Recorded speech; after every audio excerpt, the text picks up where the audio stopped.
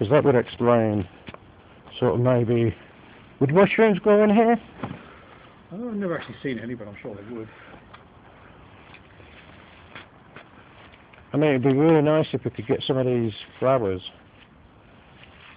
picked and pressed.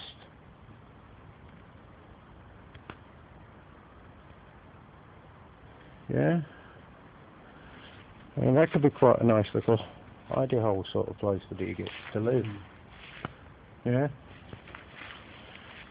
So maybe we have a picture on the back of a bush, sort of deep bushes. Yeah?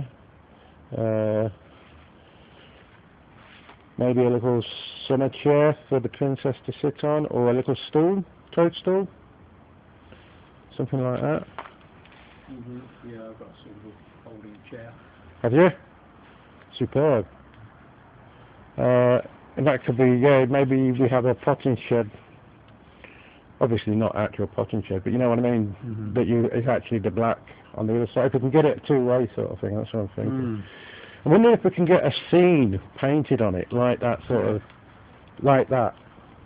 of scene painted on the actual thing, on the back cloth. Right, okay, yeah. And then in front of that, you could have a couple of plant pots and some bits of green for the grass. Right, so we could have green cushions set out like grass, which the kids could sit on. Very thin sort of cushiony stuff though, it would have to be, because it needs to be folded away and put away. Or underneath a tree. You could have it underneath a tree. Paint a big tree.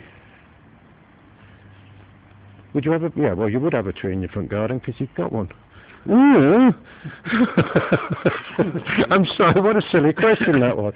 Would you have a tree in your front garden? Yeah. So this is very much a non-native tree? Or maybe something like that, an igget could live in that, you know, hide in that. Maybe get a spider plant that we can just...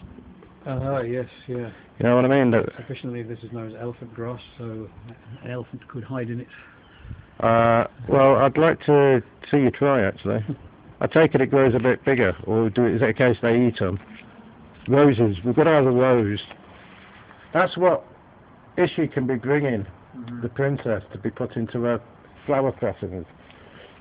So we need a book, an empty old book that we can use for flower pressings, so we can get some of these in there. So I'll leave them for now. Do we have to dry them out before we press them, or do we press them and dry them out?